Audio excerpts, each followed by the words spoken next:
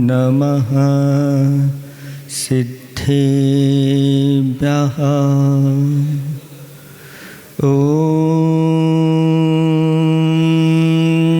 नमः सिद्धेभ्यः।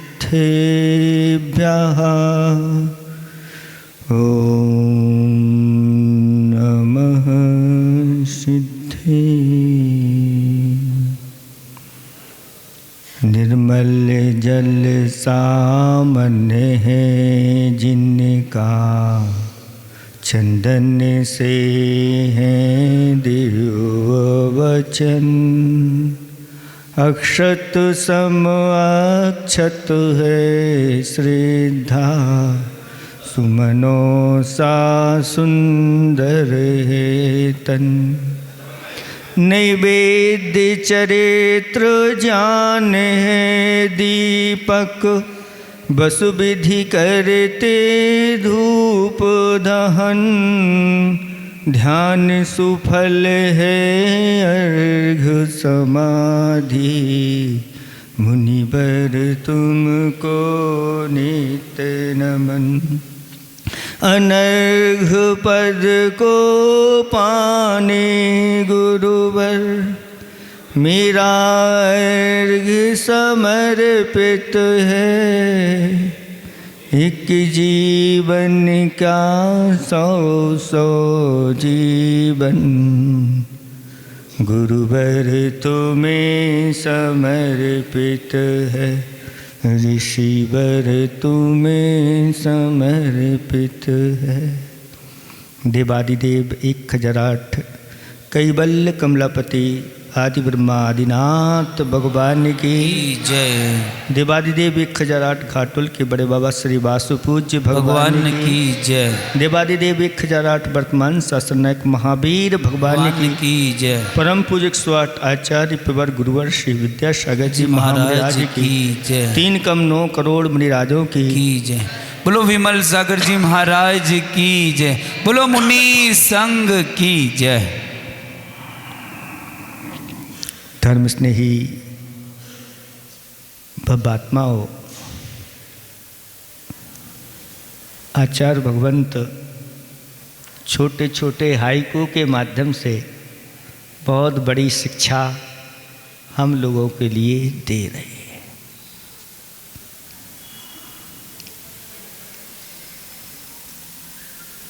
उन्होंने कहा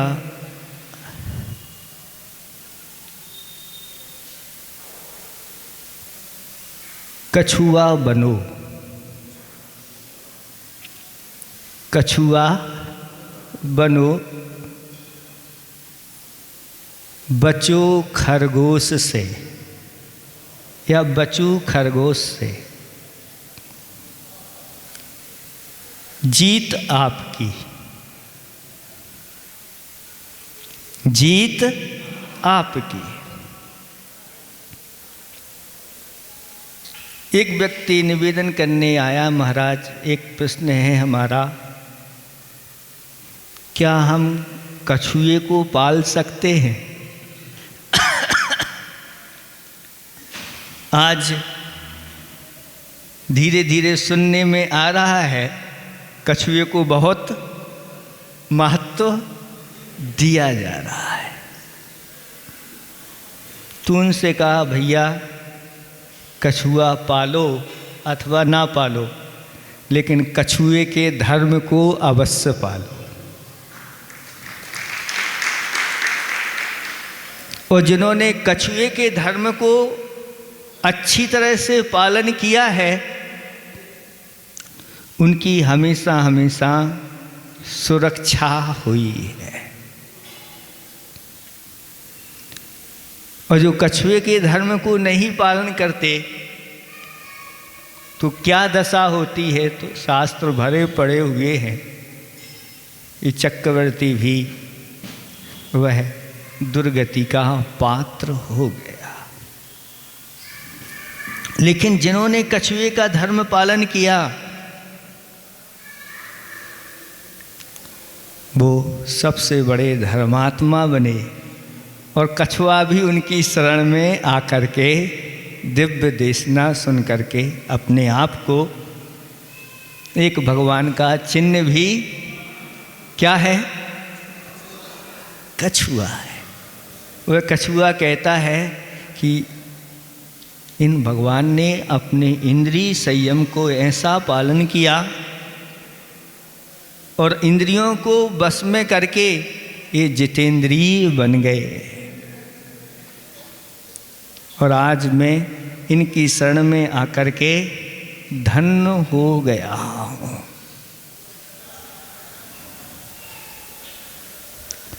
इसका अर्थ ये है कि जो सावधानी पूर्वक अपने जीवन की गाड़ी को चलाता है वह अपनी मंजिल तक पहुंच जाता है। हमें 5 इंद्रियां मिली हैं, अब इन इंद्रियों का हमें सही सही सदुपयोग करना है और संयमित होकर के हमारे लिए इस अनुष्ठान को करना है। आयोजन तो आपके लिए आपके यहाँ हो रहा है, लेकिन उस आयोजन में प्रयोजन क्या है ये भी हमें अपने लक्ष्य में रखना है। कहीं गाड़ी पटरी से चलते हुए पटरी से खिसक ना जाए, उसके लिए आप इस हाइकू को याद रखो कि कछुआ बनूं,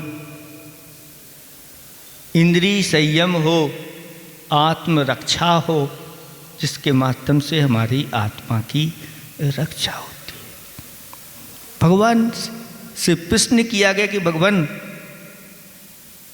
हम कैसे उठें, कैसे बैठें, कैसे चलें, कैसे खाएं, कैसे बोलें, कैसे शयन करें जिससे पाप का बंध ना हो। तो भगवान ने सिर्फ वहाँ पर यत्न लिख दिया, यत्न बस इतना शब्द कहा, इन सब में जोड़ दो, यानी यत्न पूर्वक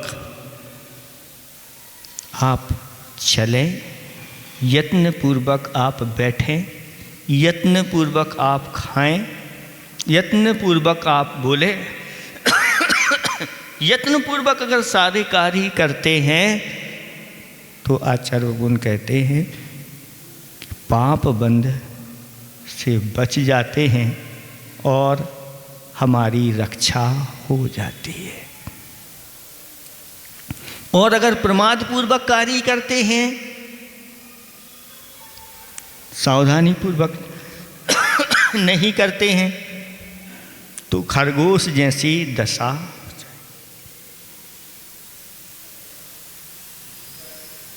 खरगोश को प्रमाद आ गया और खरगोश वृक्ष के नीचे सो गया और कछुआ की चाल कैसी रहती है? भैया कछुआ चाल क्यों चल रहे हो? लेकिन कछुए की चाल से तो चलो, लेकिन प्रमाद नहीं करना खरगोश जैसा।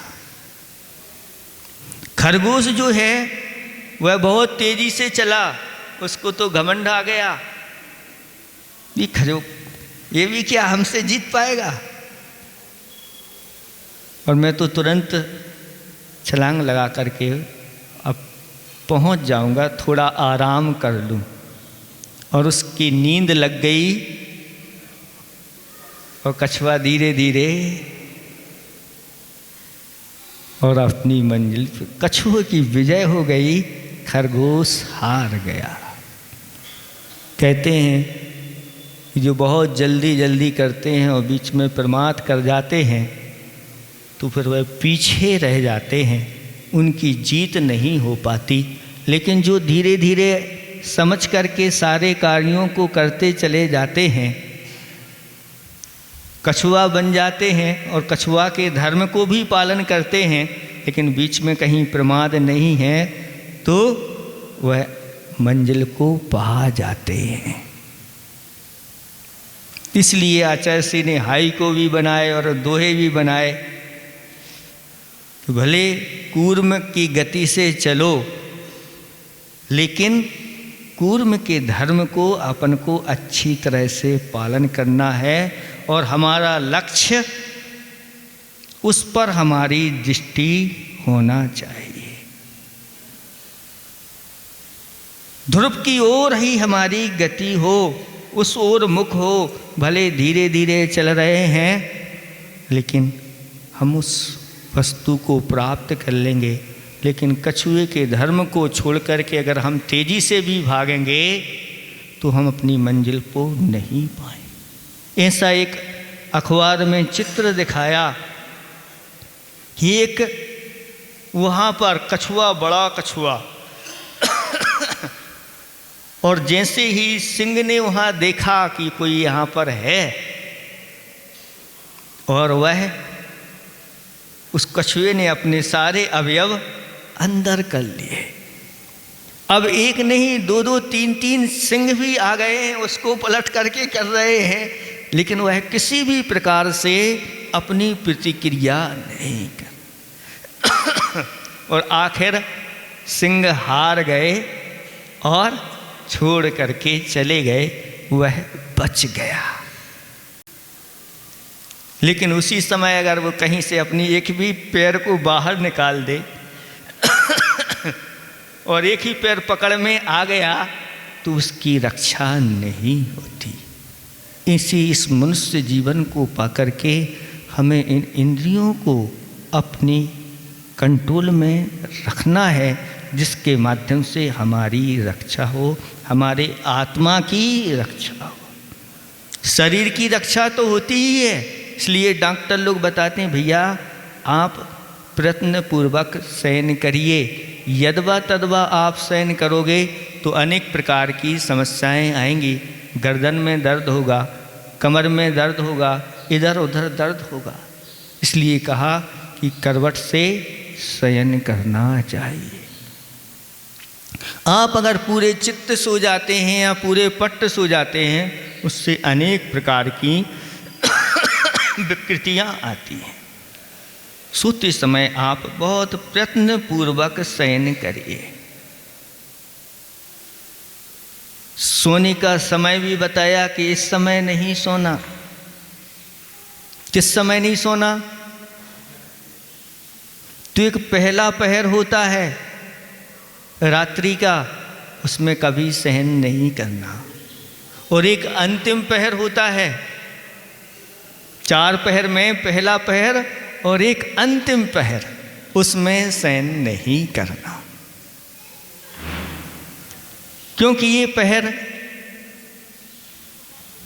हमारे लिए बहुत कुछ देने वाले होते हैं, और इनमें अगर सो गए तो फिर वो चीज़ प्राप्त नहीं कर पाओ।